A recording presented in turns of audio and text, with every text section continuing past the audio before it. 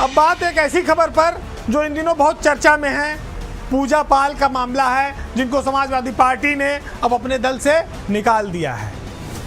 पूजा पाल ये कह रहे हैं कि मैंने सच बोला, इंसाफ मांगा, इसलिए हमको निकाल दिया गया।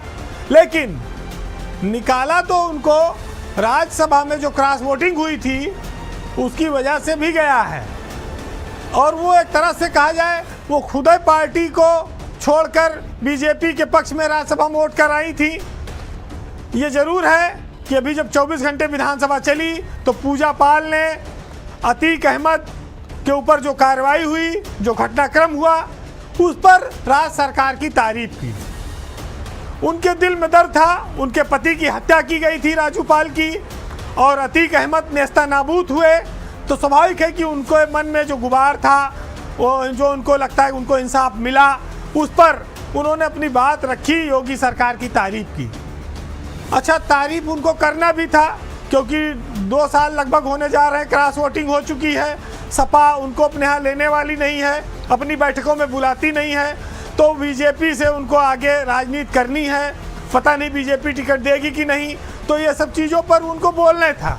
लोग इस बात को जानते हैं कि अतीक अहमद और राजू पाल में जब उनकी हत्या हुई 2005 में, तब से अदावत पूजा पाल में चल रही है, और राजू पाल भी एमएलए थे जिस समय उनकी हत्या हुई।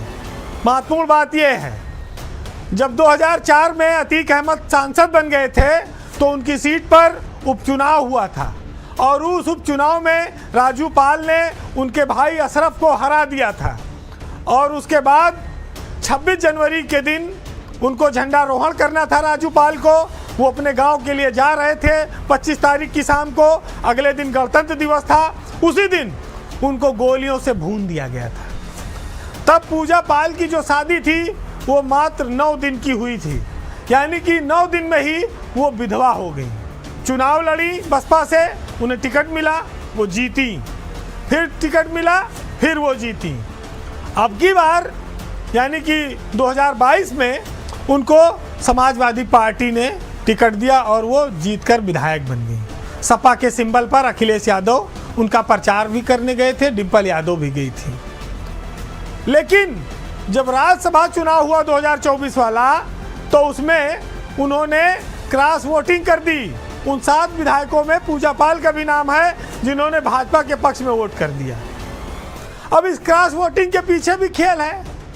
पूजा पाल जब सियासत में आई और बसपा के टिकट पर विधायक बनी, तो उनको सबसे बड़ा सहयोग इंद्रजीत सरोज का मिला, जो समाजवादी पार्टी के महासचिव हैं।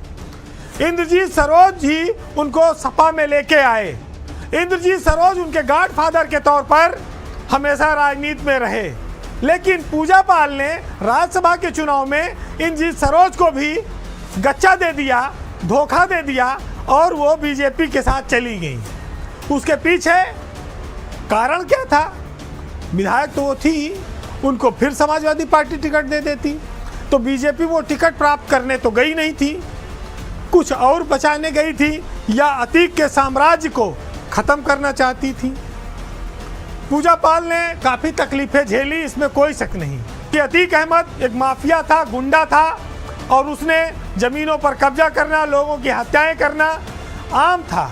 राजू पाल का मर्डर भी उसने इसी दबंगई और रंजिश में किया था।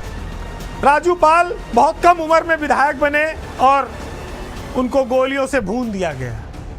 इस गुंडागर्दी का समर्थन नहीं किया जा सकता, और यही वजह है कि पूजा पाल के समर्थन में हमेशा लोग रहे।